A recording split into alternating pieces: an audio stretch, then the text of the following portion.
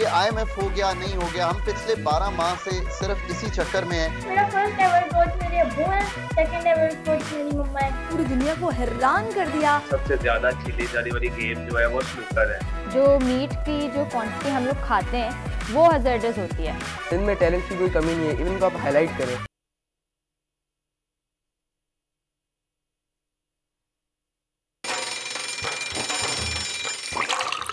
आजकल सबकी ही सुबह आउट ऑफ कंट्रोल है, दुनिया बोल है, पूरी दुनिया बोल है।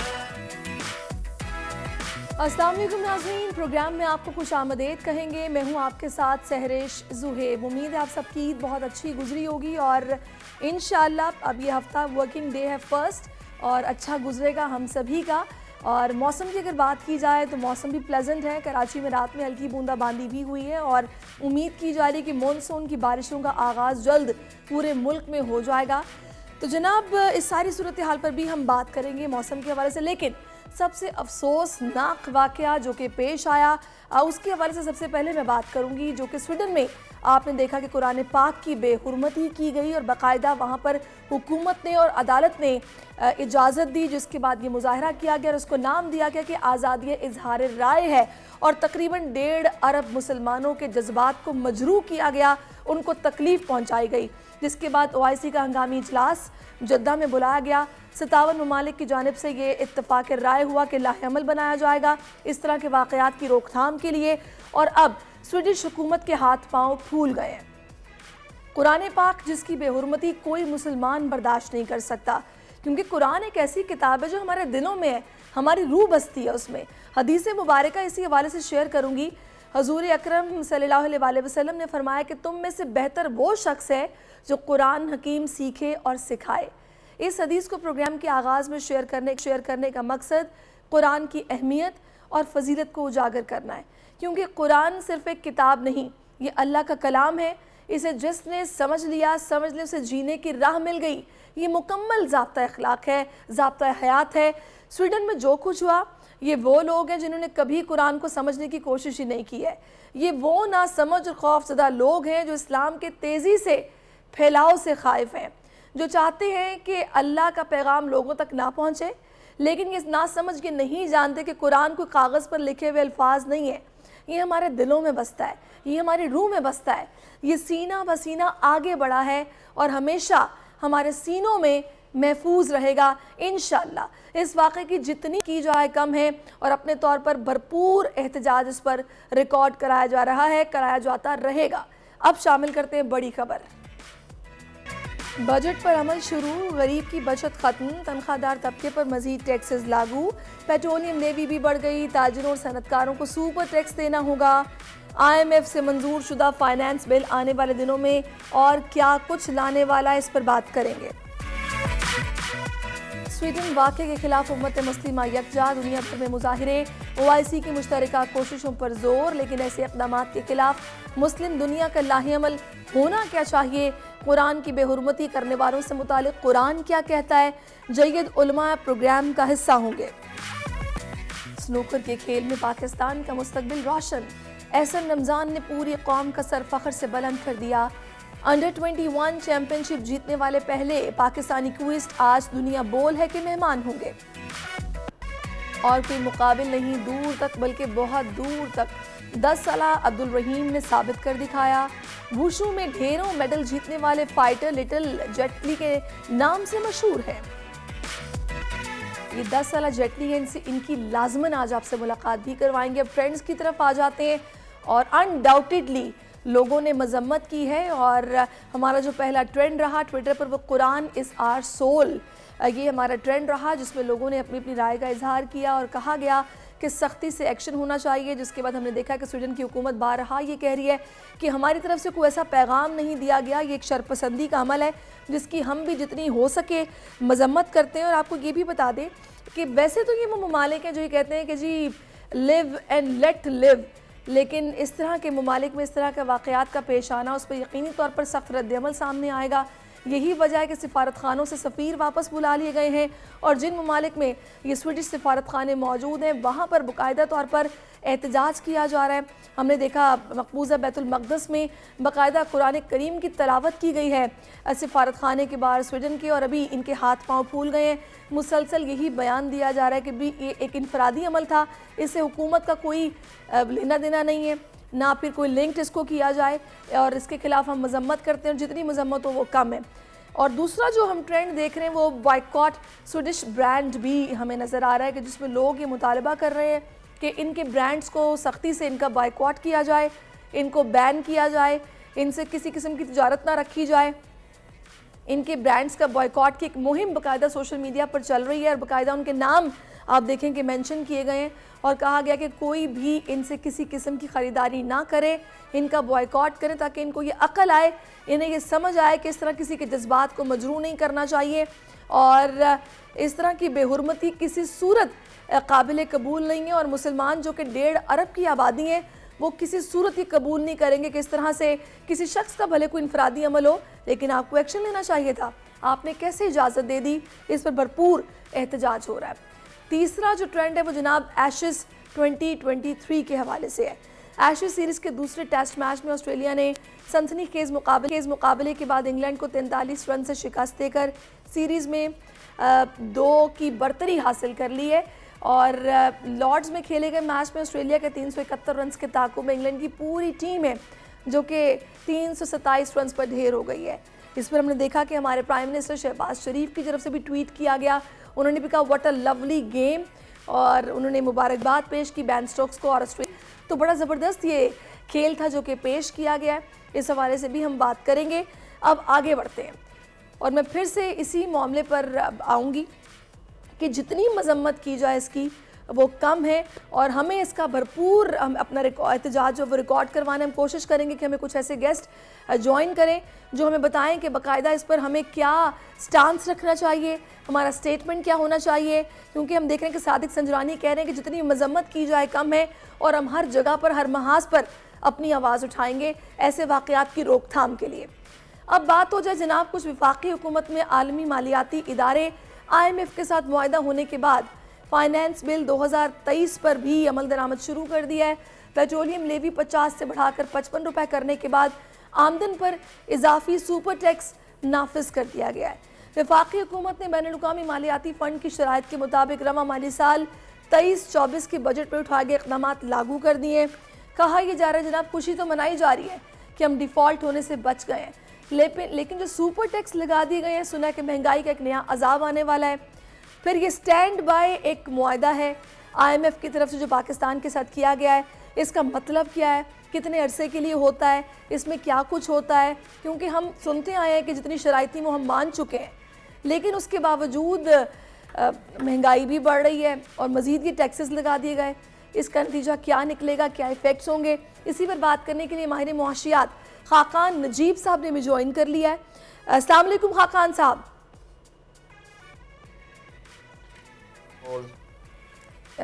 खाकान साहब कैसे देखा आपने ये जो स्टैंड बाय मुआहदा हुआ है? पहले तो मैं चाहूँगी नाज़रीन को समझा दें ये आखिर स्टैंड बाय मुआहदा होता क्या और किन ममालिक के लिए होता है?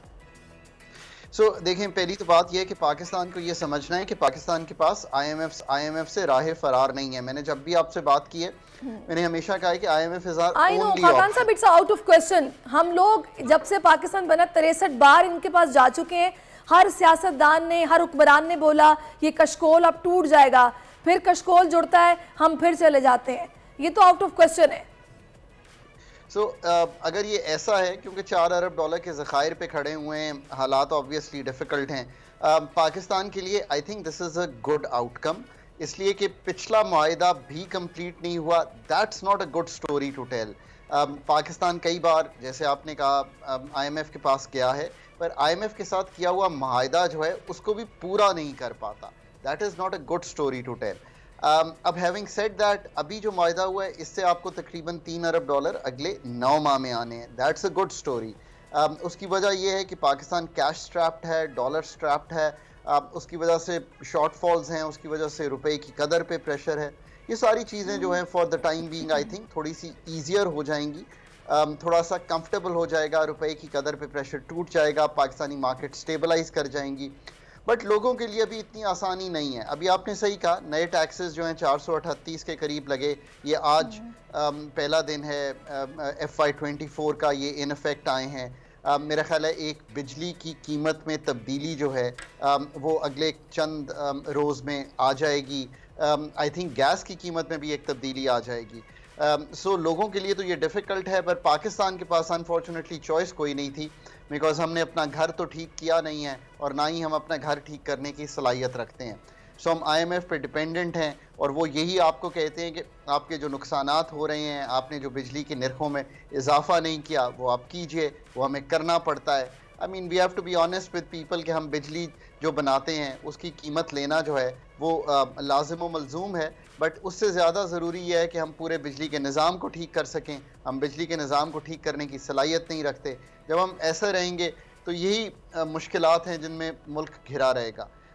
दूसरी जो चीज़ है वो ये है कि इस वक्त पाकिस्तान में एक ट्रांजिशन होने वाला है, इंटरिम गवर्नमेंट आने वाली है, सो उसके लिहाज से भी ये मायदा अच्छा है। अच्छा खाकान साहब, मैंने जो मेरी नॉलेज है आप मेरी तस्दीक कर सकते हैं, मैंने तो ये सुना है कि ये जो तरक्की पजीर मईशत होती है उसके लिए इस तरह का प्लान होता है IMF का, ये जो स्टैंड बाय मुआहदा किया गया है, इसमें बाकी कर्ज़ों की निस्बत इंटरेस्ट रेट कुछ कम होता है और ये तकरीबन 3 से 5 साल में हमें वापस लौटाना होगा, ये अलग से कर्जा है, कुछ ऐसा ही है? देखिए, ये अब हुआ ये कि हम एक प्रोग्राम में थे जिसको हम एक्सटेंडेड फंड फैसिलिटी कहते हैं, वो है 3 से 4 साल का। अनफॉर्चुनेटली हमने उसमें 12 रिव्यूज़ कराने थे और अपने पूरे पैसे 6-6.5 अरब डॉलर लेने थे। ऐसा नहीं हो सका। पाकिस्तान के जो आखिरी 2.6 अरब डॉलर थे, चूँकि वक्त ख़त्म हो गया, 4 साल पूरे हो गए, हम वो पूरे नहीं कर सकें। हमें 2019 में ये मायदा किया था, 2023 जून में ये ख़त्म हो गया। सो अब पाकिस्तान को एक 9 माह की फैसिलिटी जो है वो IMF ने दी है, वो स्टैंड बाय अरेंजमेंट कहता है। उसके लफ्ज़ से ही आप समझ आएंगे कि एक एक्सटेंडेड फैसिलिटी है, एक स्टैंड बाय फैसिलिटी है, यानी कि ये 9 माह की फैसिलिटी है। ये सिर्फ इसलिए है कि ये जो वक्त है इलेक्शन साइकिल का ये गुजर जाए। इसके बाद अब मतलब the not so good news है कि मेरे ख्याल में पाकिस्तान को एक और मुआहदे में जाना पड़ेगा, जिसको बिल्कुल जाना पड़ेगा। लेकिन खाकान साहब, मुझे इस बात की समझ नहीं आती कि हम लोग हमेशा क्विक फिक्स क्यों करते हैं, कि हम लोगों ने अभी बस हमें बचना था, डिफ़ॉल्ट ना हो जाए, बैरूनी कर्जे थे, हमें IMF के पास जाना ही जाना था, लेकिन हम ये गरीब पर मज़ीद बोझ डालकर अपना ये वक्त निकाल लेंगे। इनकी क्विक फिक्स है, अशराफिया को फ़र्क नहीं पड़ेगा उस तरीके से, गरीब मज़ीद पिस जाएगा।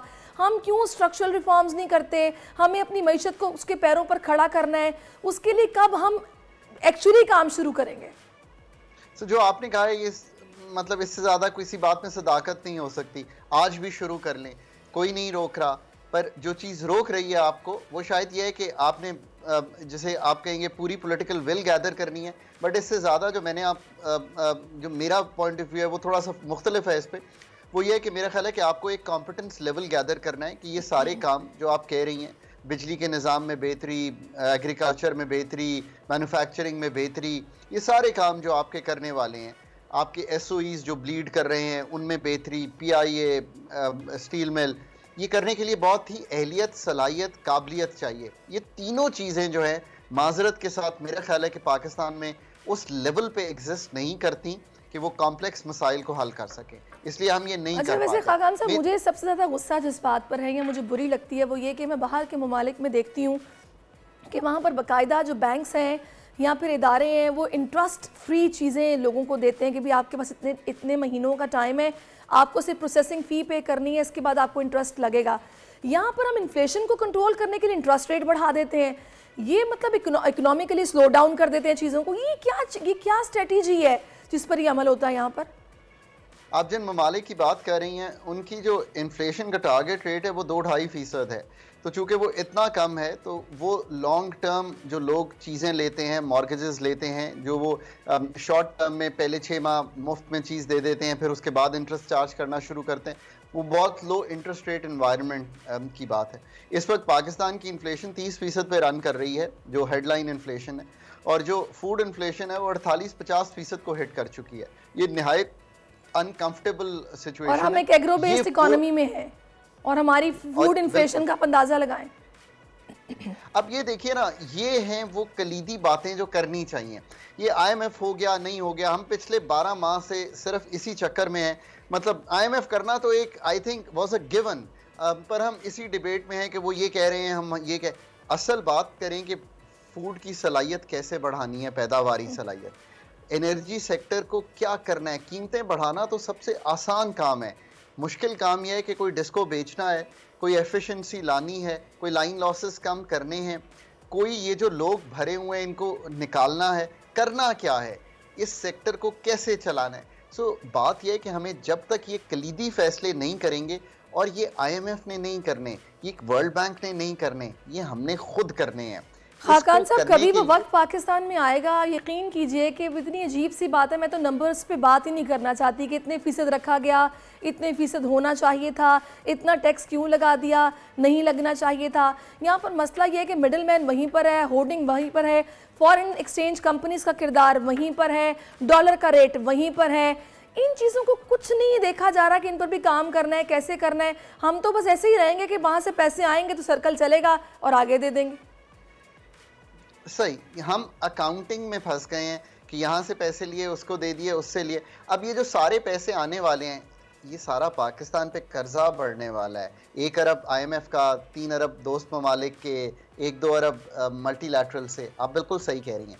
ये वक्त मेरा तो ख्याल है कि कल जो गुजर गया है उस दिन था जिस दिन में पाकिस्तान के वो लोग जो इस वक्त पॉलिसी मेकर्स हैं, वो लोग जो कंसिस्टेंट पॉलिसी मेकर्स हैं, एस्टैब्लिशमेंट है, ब्यूरोक्रेसी है, सिविल एंड मिलिट्री लीडरशिप्स हैं, उनको ये समझना चाहिए कि ये काबिलियत का काम है, ये प्रोफेशनलिज्म का काम है। आज भी शुरू करेंगे, ये भी यकीन रखिए, आज शुरू करेंगे तो इसके समरात आते आते 3 से 5 साल लगेंगे, और इसके लिए हमें किसी से पूछने की ज़रूरत नहीं है, किसी के पास जाने की ज़रूरत नहीं है। ये फैसला करके सही 1958 से अब तक हम 23 बार IMF से कांटेक्ट कर चुके हैं कर्ज़ों के लिए। रिसेंटली आपने देखा हमारे प्राइम मिनिस्टर ने किस तरह जब फ्रांस दौरे पर गए हैं तो उन खातून के साथ वो बैठे हैं और उनसे उन्होंने रिक्वेस्ट किया कि कुछ ना कुछ आप अपना रोल प्ले करें। कभी किसी ने ये नहीं पूछा कि ये जो पैसे मिले इनकी बेस्ट यूटिलाइजेशन आपने किस तरह की है। कुछ अवाम को हकाइक बताएं, कहाँ कहाँ लगे, पूरी शीट होनी चाहिए, पता हो, ब्रीफ किया जाए, कभी भी नहीं हुआ। सो आई थिंक सबसे बेहतर तो ये है कि ये जो आपने एक्सपेंडिचर्स की बात सामने रखी है, ये आप यकीन कीजिए, मैं हमेशा कहता था पाकिस्तान को टैक्स रिफॉर्म की ज़रूरत है। मैं आज कहता हूँ कि इससे ज़्यादा ज़रूरी है कि पाकिस्तान को ये पैसे खर्च कैसे किए जा रहे हैं और उनमें रिफॉर्म करना, पेंशन का रिफॉर्म, वेजेस का रिफॉर्म, पाकिस्तान का जो इस वक्त मार्कअप है उसका रिफॉर्म, पाकिस्तान का जो PSDP डेवलपमेंट बजट है उसका रिफॉर्म, पाकिस्तान जो पैसे उन चीज़ों पे खर्च कर रहा है जो फेडरल गवर्नमेंट का काम नहीं है उसका रिफॉर्म। आप बिल्कुल सही फरमा रही हैं, पाकिस्तान को ये सब काम करने चाहिए, पर फिर मैं कहूँगा कि पहले फ़ैसला तो ज़रूर करें, उसके बाद वो लोग लाएं जो ये काम कर सकें। यकीन कीजिए गवर्नमेंट में इतना काम किया है, अब भी देखते हैं पाकिस्तान की स्टेट में ये जो कॉम्प्लेक्सिटी ऑफ मसाइल है वो बढ़ रहे हैं, और जो स्टेट की capability to deal with these issues है वो यहाँ स्टैग्नेंट है या कम हो रही है। इसलिए पाकिस्तान आज यहाँ आके खड़ा हो गया है। बिल्कुल आप ठीक कह रहे हैं। अब इस सारी सिचुएशन में मुझे ये बताएगा कि IMF ये कहते हैं कि जी हम तो नहीं कहते कि आप गरीब पर बोझ डालें, हम तो आपसे ये कहते हैं कि आप सब्सिडी भी दें लेकिन आपको टैक्स रेवेन्यू भी जनरेट करना है, तो वो कैसे होगा? IMF को तो हमने बिला वजह विलन बनाया हुआ है। ये भी बात दुरुस्त है। देखिए ना, मुझे कोई रोक रहा है कि मैं रिटेल सेक्टर से टैक्स ना लूँ, कोई भी नहीं रोक रहा, पर 22 लाख रिटेलर है, मैं 30 से 60 हज़ार से ज़्यादा को टैक्स नहीं करता, वो भी बहुत कम करता हूँ। मुझे कोई रोक रहा है कि मैं, जो लोग 1 करोड़ का प्लॉट 2 करोड़ में बेचते हैं, उस 1 करोड़ पे एक बड़ा मुनाफा कमाते हैं, और बहुत अच्छी बात है, कमाना चाहिए, उस पर मैं एक टैक्स ना लूँ, कोई नहीं रोक रहा। कोई एग्रीकल्चर इनकम टैक्स कलेक्ट करने से रोक रहा है, कोई नहीं रोक रहा। कोई रोक रहा है कि मैं प्रोग्रेसिविटी ऑफ टैक्स करूँ पाकिस्तान में, कोई नहीं रोक रहा। ये काम तो आपके करने के हैं। IMF तो आपको कहेगा आप टैक्स ज़्यादा कलेक्ट करें, पर आपने उनको ये कहा कि नहीं, हम ये जो हार्ड टैक्सेस हैं, ये जो मेहनत तलब टैक्सेस हैं, ये नहीं करना चाहते। हम GST यानी कि सेल्स टैक्स 17 से 18, हम जो ऑलरेडी इनकम टैक्स के ब्रैकेट में उन पे 2-2.5% ज़्यादा, कॉर्पोरेट टैक्स ज़्यादा, और जो कस्टम्स ड्यूटी है उसी को बढ़ाएंगे। So you need to do the hard work. कौमें जो है ना वो काश ये विलिंगनेस हमें नज़र आ जाए। जो सारी बातें आप कर रहे हैं खाकान साहब, अल्लाह करे ऐसा वक्त पाकिस्तान में आए। अच्छा, अभी अभी ईद गुजरी है, थोड़ा सा बताएंगे ये जो हमारी सुना है कि leather, raw material, unfinished, finished products बाहर जाती हैं, इससे बड़ा रेवेन्यू जनरेट होता है, क्या इफेक्ट होता है इसका जब ये ख़ास तौर पर ईद उल अज़हा आती है? देखें, ये तो हमारा लेदर एक हमारा की सेक्टर है। टेक्सटाइल के बाद लेदर, सर्जिकल गुड्स, ये हमारा की सेक्टर है।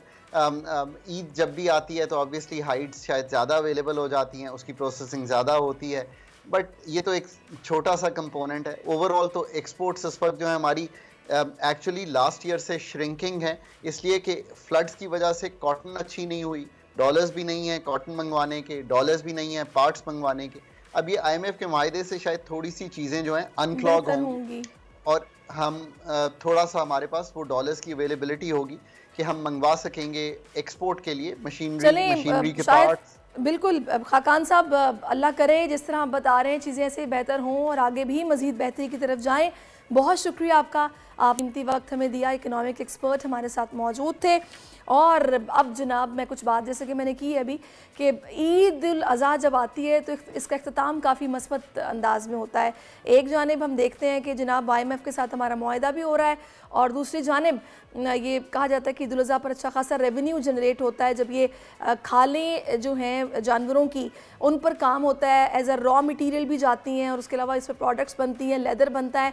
रमा साल कराची में लगने वाली मवेशी मंडी में 8 अरब के जानवरों का कारोबार किया गया, जो कि एक रिकॉर्ड है। और बताया जा रहा है कि पाकिस्तान टीज़ी एसोसिएशन के मुताबिक इस साल 63,60,000 जानवर कुर्बान किए गए हैं। जानवरों की मजमूई मालियत 376 अरब रुपए है। एसोसिएशन के मुताबिक 35% खालें ख़राब होने का भी खदशा है। मवेशी मंडी में तकरीबन 8 अरब का कारोबार हुआ है और इससे अच्छा खासा रेवेन्यू जनरेट हुआ होगा। इसके इफ़ेक्ट्स क्या होते हैं हमारी मईशत पर, इस पर ज़रूर बात करेंगे। अभी एक ब्रेक लेते हैं, ब्रेक के बाद वापस आते हैं। Stay with us. आजकल ज़िंदगी ही सुबह आउट ऑफ कंट्रोल है, दुनिया बोल है, दुनिया बोल है। वेलकम बैक नाज़रीन। स्वीडन में जो वाक़या पेश आया उसकी जितनी मजम्मत की जाए कम है और उस पर जितनी बात की जाए कम है, क्योंकि स्वीडन में कुरान पाक की बेहुरमती ने मुस्लिम उम्मा को इस्तराब में मुब्तला कर दिया है। अफ्रीका, यूरोप और एशिया समेत दुनिया भर में मुसलमान नापाक जसारत के खिलाफ सरापा एहतजाज हैं। मराकश, इराक, ईरान, तुर्किया, पाकिस्तान में लाखों अफराद ने स्वीडन और यूरोपीय यूनियन से वाक़े में मुलव्वस अफराद के खिलाफ फौरी कार्रवाई का मुतालबा किया है। OIC ने भी कुरान पाक की बेहुरमती को सोचा समझा घिनौना जुर्म करार देते हुए इसकी मजम्मत की है। इसी सारी सूरत हाल पर बात करने के लिए इस वक्त हमें ज्वाइन कर चुके हैं चेयरमैन रुयत हिलाल कमेटी के मौलाना अब्दुल खबीर आज़ाद साहब। मौलाना साहब बहुत शुक्रिया आपके वक्त का।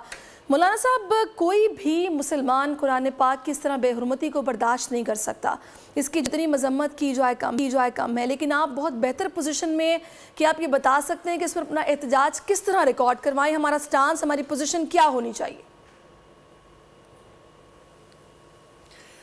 बिस्मिल्लाहिर्रहमानिर्रहीम। सबसे पहले तो स्वीडन में जो वाक़या हुआ और कुरान करीम की बेहुरमती की गई, इसकी हम जितनी भी मजम्मत करें वो कम है। और मैं ये देख रहा हूँ कि हर कुछ दिन या कुछ महीनों के बाद ऐसा काम किया जाता है जिससे कि पूरी उम्मत मुस्लिमा में इश्तियाल को पैदा किया जाता है। और वो इश्तियाल इसलिए पैदा होता है कि आपको मालूम है कि कुरान करीम, फुरकान हमीद की उर्मत और इसी तरह अम्बिया अलैहिस्सलातु वस्सलाम की नामूस का तहफ़्फ़ुज़ हम सब के ईमान का हिस्सा और हम सब की ज़िम्मेदारी है। और मैं समझता हूँ कि हम उस पर मर मिटना अपने ईमान का हिस्सा समझते हैं, मगर ये ज़्यादती जो हो रही है, मैं समझता हूँ कि आलमी सतह पर अभी जैसे आपने कहा कि दुनिया भर के लीडर, उसमें यूरोपी भी हैं, जैसे रूसी सदर ने भी कहा, और इस्लामी ममालिक के जो लीडरान हैं उन्होंने भी, और पाकिस्तान ने भी जो है इसके ऊपर बात की है। मैं समझता हूँ कि UNO और OIC का जो कल इजलास हुआ उसमें भी बड़े अच्छे इक़दामात और बड़ी अच्छी बात जो है वो इस हवाले से की गई है, मगर आलमी सतह पर इस पर कोई कानून बनाना चाहिए। हम तो तमाम अम्बिया अलैहिस्सलातु वस्सलाम की इज़्ज़त तकरीम अपने ईमान का हिस्सा समझते हैं, तौरात हो, ज़बूर हो, अंजील हो और कुरान करीम जो ख़त्मुल किताब है, ये हमारे ईमान का हिस्सा है। इनकी इज़्ज़त तकरीम हमारे ईमान का हिस्सा है।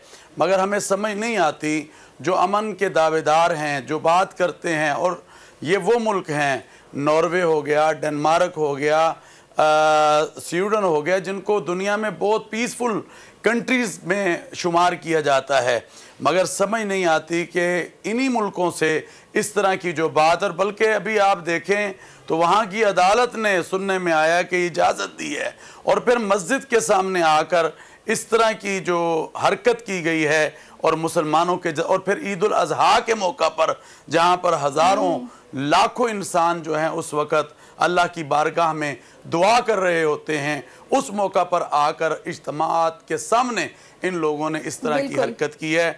मैं समझता हूँ कि ऐसे शख्स को कैफरे करदार तक पहुँचाया जाए, और अगर ऐसा ना किया गया तो आप याद रखें कि ये मुस्लिम उम्मा और मज़ाहिब के दरमियान टकराव की कोई पोजीशन जो है, मुझे लगता है कि उसकी साजिश की जा रही है। OIC का प्लेटफॉर्म है, इससे भी मुझे गिला है, यकीनी तौर पर आपको भी होगा। जब कोई ऐसा वाक़या पेश आता है, वावेला मचता है, तो ये जनाब फ़ौरन से मुतहर्रिक हो गए और हंगामी इजलास बुला लिया और उस पर बात हो गई कि जिला अमल बनाया जाएगा। उस तरीके से OIC का इजलास फोर्सफुली हुआ, बड़ी अच्छी बात है, लेकिन ये मुतहर्रिक क्यों नहीं होता OIC के बाकायदा तौर पर इसकी वक्तन फ़वक्तन इस पर काम होता रहे, बात होती रहे, ताकि लोगों को रियलाइज़ कराया जा सके, उनकी याद दहानी के लिए बहुत ज़रूरी है। हाँ, मैं ये समझता हूँ कि OIC को इस पर मुतहर्रिक होना चाहिए।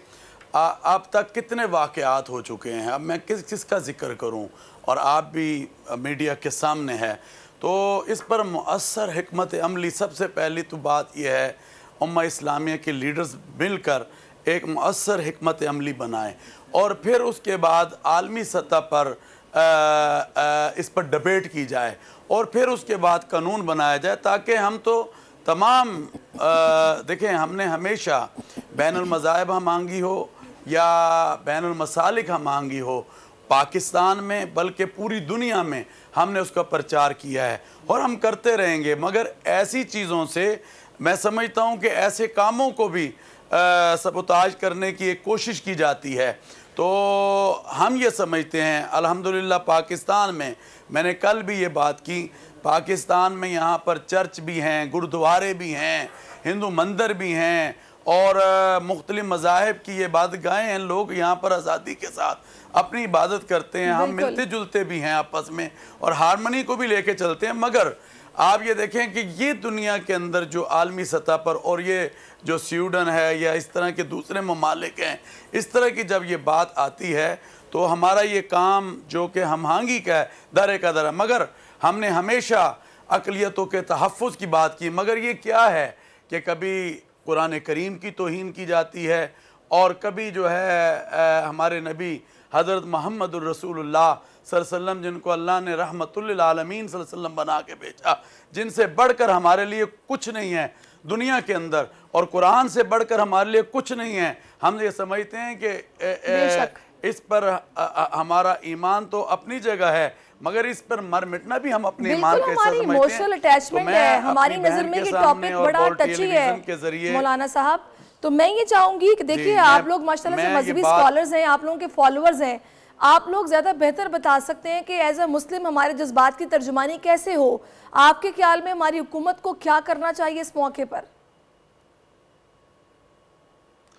देखिए, हमारी हुकूमत ने तो अल्हम्दुलिल्लाह बढ़ चढ़ कर इसमें हिस्सा लिया है, और अगर आप जितने बयानात देख लें, वज़ीर आज़म साहब के देख लें, सदर मुमलिकत साहब के देख लें, चेयरमैन सेनेट के देख लें, हमारे जितने भी लीडर्स हैं उनके देख लें, तो अल्हम्दुलिल्लाह, और पूरी आवाम 22 करोड़ आवाम इस वक्त मैं समझता हूँ, और पूरी उम्मत मुस्लिमा इस वक्त जो है, आपको पता सरापा एहतजाज है, और इसमें अपना जो है हक अदा कर रहे हैं बात को पहुँचाने का और करने। मगर ज़रूरत तो इस बात की है कि ये जो बड़े बड़े अमन के लंबरदार हैं या बड़े बड़े ममालिक हैं, इनसे आवाज़ को उठाना बहुत ज़रूरी है, और इस पर मुअस्सर जो है एक ऐसा कानून बनाना ज़रूरी है। उसमें ये नहीं कि सिर्फ हमारे लिए, बल्कि जितनी भी मुक़द्दस शख्सियात हैं, जिनकी हम तो ये तसव्वुर नहीं कर सकते कि हम किसी की, क्योंकि हमारे तो ईमान का हिस्सा है, जैसे मैंने आपको बताया,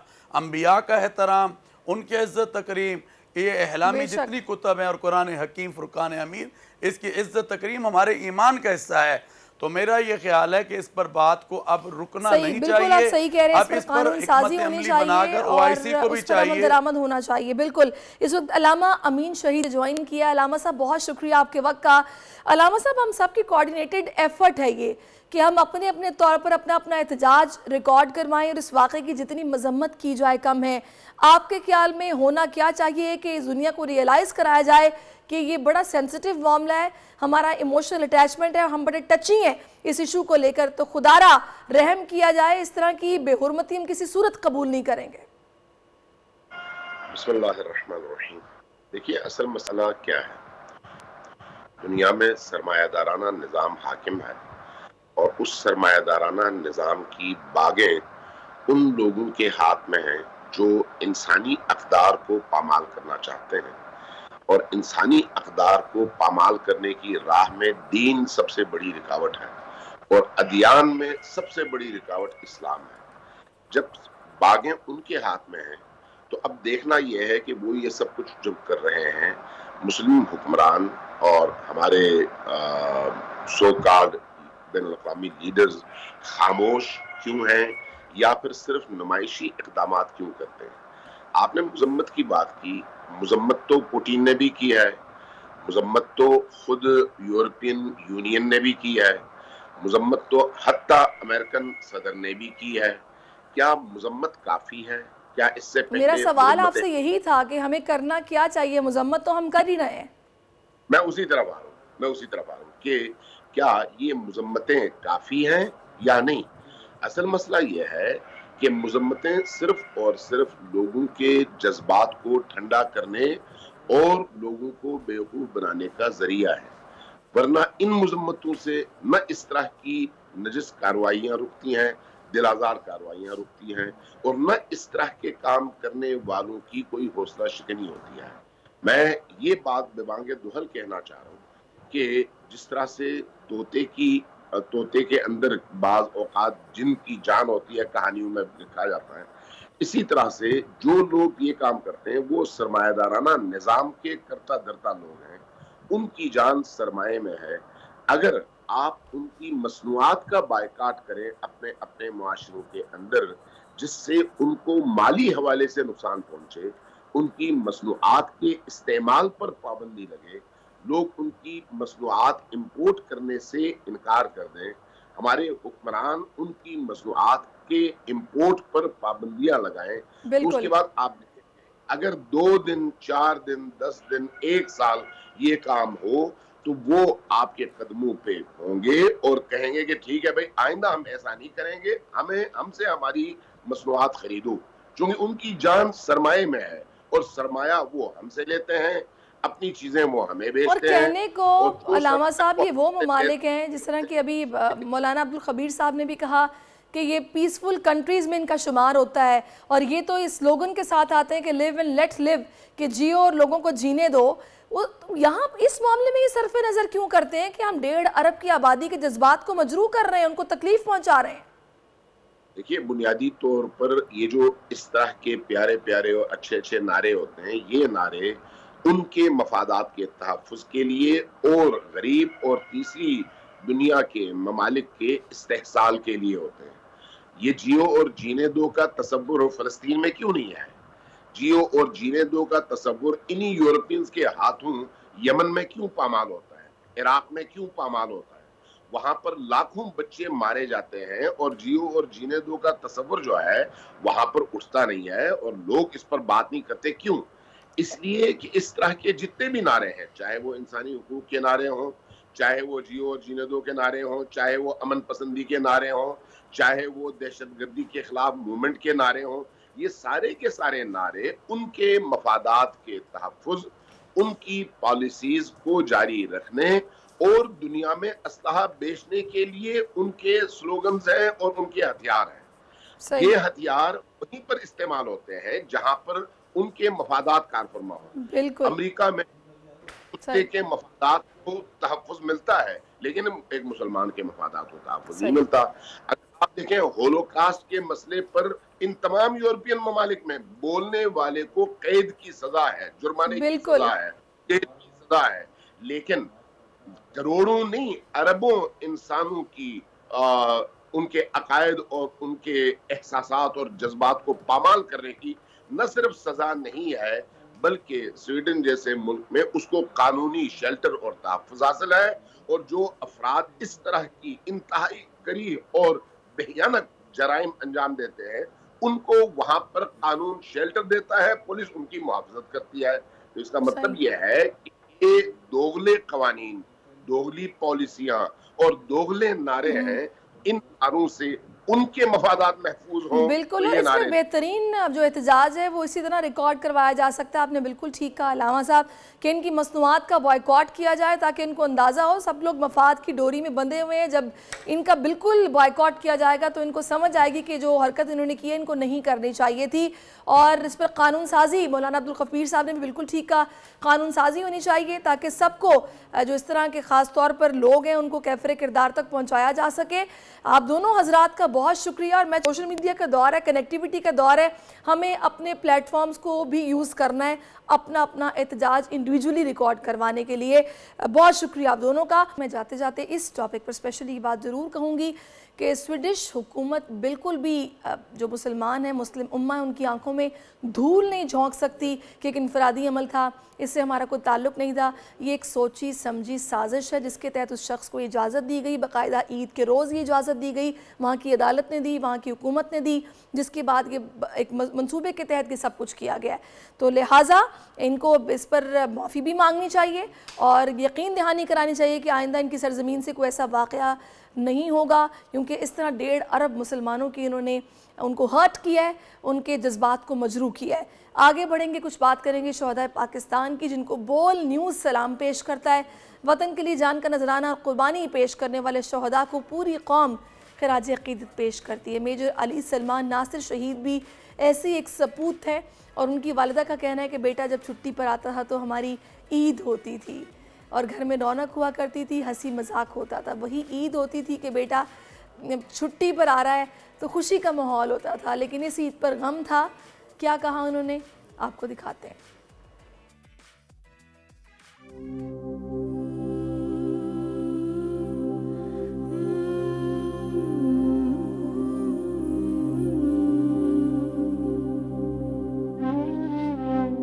जब वो आता था ना छुट्टी, तो वही हमारी ईद होती थी। वो हमारे घर में ऐसे रौनक होती थी और ऐसे हंगामा, हंसी मजाक, और वो इतना लाइवली माहौल होता था।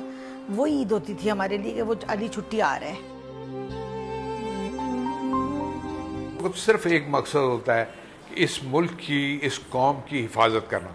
धरती माँ जो है वो तो बहुत ही मोहतरम है, इसके लिए तो कुछ किसी लेवल की भी कुर्बानी दी जा सकती है। ईद जब भी आती है तो भाई बहुत ज़्यादा याद आता है, क्योंकि हम लोग इंतज़ार कर रहे होते थे कि अब भाई ने छुट्टी आना है, और ईद तो होती ही भाई के आने से थी, छुट्टी आने से थी। वो जब छोटे थे तो हम उनके साथ ईद मनाया करते थे, सारे बच्चे इकट्ठे। पहले नमाज पढ़ने जाते थे, फिर वापस आए, आके तो फिर खाना बना होता था, फिर दुआ करते थे, फिर मिलते थे। बड़ी खूबसूरत यादें। उनके बाद भी ईदें आई और गुजरी, लेकिन वो मिलने का जो लम्स है वो मैं आपको एक्सप्लेन नहीं कर सकती, उसकी कमी को एक्सप्लेन नहीं कर सकती। ईद का एक और तरह का होता था कि हम बच्चे नमाज पढ़ने जा रहे हैं, सुबह बड़ी मतलब एक बड़ा जोश, सुबह उठ के तैयार होना, नमाज पढ़ के वापस आना, फिर गले लग के ईद मिलना, चांद देख के फिर बहुत एक्सप्रेशन हमारे होते, और उसके बाद बहुत अच्छा लगता था। बड़ा मीठा लम्हा था, बड़े अच्छे वक्त था। नासिर आए थे अपनी शहादत से 1 महीना पहले मेरे पास। मेरे अब्बू फौत हुए थे तो नासिर आए थे, तो ईद के दूसरे दिन, बड़ी के दूसरे दिन नासिर वापस चले गए थे। तो बस जो वो 1 हफ्ता मेरे साथ गुजरा, उसमें जब आई तो बहुत सारे लोगों ने कहा कि नासिर अब वज़ीरिस्तान में हैं, बड़ा टफ एरिया है, वहाँ से आप चेंज कर लें। तो नासिर ने कहा नहीं, एक माँ ने ही मुझे एक माँ के लिए भेजा हुआ है। नासिर 2020 में 3 सितंबर को वज़ीरिस्तान में। शहदाए पाकिस्तान को बोल न्यूज़ का सलाम है, पूरी कौम का सलाम है। आगे बढ़ेंगे, अब आपकी मुलाकात कराएंगे लिटिल जेट ली से। आपने फिल्मों में ब्रूस ली और जेट ली को फिल्मी एक्शन करते तो देखा होगा, लेकिन पाकिस्तानी लिटिल जेट हकीकत में एक्शन दिखाने के माहिर हैं और वुशु में उन्होंने पूरी कौम का सर फ़ख्र से बुलंद कर दिया है। इनकी उम्र तो सिर्फ 10 साल है, लेकिन इनकी कामयाबियों की फ़हरिस्त जनाब बहुत तवील है। इनकी फतूहात के किस्से सुनाना शुरू करें तो शायद पूरा शो ख़त्म हो जाएगा, लेकिन कहानियाँ ख़त्म नहीं होंगी। साउथ एशियन गेम्स हों, जूनियर वर्ल्ड वुशु चैम्पियन हो, कायद आज़म कप हो या फिर पंजाब गेम्स हो, 10 साल के लिटिल जेट ली जिनका नाम अब्दुल रहीम है, उनसे मैं आपकी मुलाकात करवाने जा रही हूँ। वक्त बिल्कुल ज़ाया नहीं करूँगी। अब्दुल रहीम अवान, कैसे हैं आप? सही, आप कैसे हैं? मैं बिल्कुल ठीक हूँ। ये छोटे से आप हैं और इतने कमाल आप करते हैं, कब से शौक था आपको? मुझे तो बचपन से शौक है, मेरी वेन्स के अंदर है। मेरे अब्बू और मेरी अम्मी हमेशा से करते रहे हैं। मेरे अब्बू प्रेसिडेंट एंड फाउंडर है वो कहते हैं, और मेरी मम्मा चेयरवुमन है, इसलिए। अच्छा, इतनी सारी चैंपियनशिप्स आपने जीती हैं, तो कैसा महसूस हो रहा है अभी? कैसा लग रहा है? पाकिस्तान का फ़ख्र है आप, अपने वालिदैन का सर फ़ख्र से बुलंद कर रहे हैं। फीलिंग्स क्या आपकी? मुझे तो ज़्यादा नहीं लगता फीलिंग्स में। मेरे अम्मी अब्बू कुछ ज़्यादा होते हैं, उन्हें बड़ा अच्छा लगता है, मुझे भी कभी कभार बड़ा अच्छा लगता है। लेकिन जब मैं बड़ी चीज़ें जीतूँ, मेरी मम्मा मेरे साथ नहीं जाती। मेरे फादर यूके प्रेसिडेंट है, वो मेरे साथ कोचिंग के ऊपर जाते हैं, इसलिए वो लाइव देखने के लिए होते हैं। लेकिन ये जो मेरे नेशनल गेम्स का था, उनका ये फर्स्ट एक्सपीरियंस था, मुझे रिंग के अंदर देख गए, इसलिए वो भी थोड़ा शॉक हुई थी। अच्छा, मुझे ये बताओगा रहीम कि ये little Jet Li of Pakistan का ये जो नाम है, ये आपको कब मिला था? क्योंकि आपने तो इतने सारे मेडल जीते हैं, इतनी सारी जगहों पर आपने मतलब परफॉर्म किया है, तो आपको ये वाला नाम कब मिला था? 4 से 5 साल की उम्र था तब मैं। 4-5 साल हो गए उस बात को भी, इसलिए। अच्छा, आपने पाकिस्तान से बाहर कहाँ पाकिस्तान को रिप्रेजेंट किया है? मैंने इंडोनेशिया में रिप्रेजेंट किया है, और मैंने श्रीलंका में रिप्रेजेंट किया है, और पूरे एशिया में भी किया हुआ है। अच्छा, अब मुकाबला कब और किसके साथ है? अब मेरा मुकाबला साउथ एशिया गेम्स के अंदर है, पाकिस्तान की तरफ से मैं वहाँ पे खेलूँगा। अच्छा, स्टडीज़ का बताओ, पढ़ते भी हो साथ साथ? कौन सी क्लास में हो आप? मैं 5 में हूँ, मैं अभी पढ़ रहा हूँ। अभी तो हम लोग को समर वेकेशन है, इसलिए अभी मैंने स्कूल ही जाना है। अच्छा, मुझे ये बताओगा, ये कोच आपका कौन है? घर पे कोचिंग किसी से मिलती है पेरेंट्स में से? पेरेंट्स, मेरा फर्स्ट एवर कोच मेरे अब्बू हैं, सेकंड एवर कोच मेरी मम्मा है, लेकिन जो मेरा रियल कोच है उसने मुझे वर्ल्ड के लिए तैयारी करवाई, नेशनल के लिए तैयारी करवाई, वो मेरे सर हैं, सर सईद। सही। तो अभी क्या प्लान्स हैं, मतलब कि यही करना है आगे भी चलकर? पढ़ाई के बारे में भी कुछ सोचा है कि आगे पढ़ना क्या है, किस फील्ड में जाना है? बीए की मैं सोच रहा हूँ, लेकिन अभी वो फ्यूचर में पता चलेगा मुझे, और मैं चाहता हूँ कि मैं वुशु की तरफ आऊँ। किस सब्जेक्ट में इंटरेस्ट है आपको? मुझे मैथ्स में बहुत ज़्यादा इंटरेस्ट है। अच्छा, आप मुझे ये बताओ रहीम कि इतनी मुश्किल गेम का शौक आपको कैसे पैदा हुआ? मुझे शौक नहीं पड़ा, मुझे जज्बात था। इंडिया के अंदर साउथ एशियन गेम्स चल रही थी 2019 के अंदर, तब मेरी मम्मा मेरे से कहती हैं कि मेरे अंदर काला कीड़ा काट दिया था मुझे, कि मैंने वहाँ रेंज के अंदर जाके अपने अब्बू को इतना तंग कह रहा था, उनसे कह रहा था, लेकिन वो फिर ये हुआ कि अब्बू मान गए मेरे। वो कोच थे तब, साउथ एशिया प्रेसिडेंट भी हैं वो, इसलिए फिर मैंने रिंग के अंदर किया तो वो मेरे जजिंग पे थे। चलो जी, इसी तरह पाकिस्तान का भी आप फ़ख्र बने रहें, अपने पेरेंट्स का भी सर फ़ख्र से बुलंद करते रहें। बहुत शुक्रिया, आप हमारे साथ मौजूद रहे। नाज़रीन, यहाँ पर एक ब्रेक लेते हैं, ब्रेक के बाद वापस आते हैं।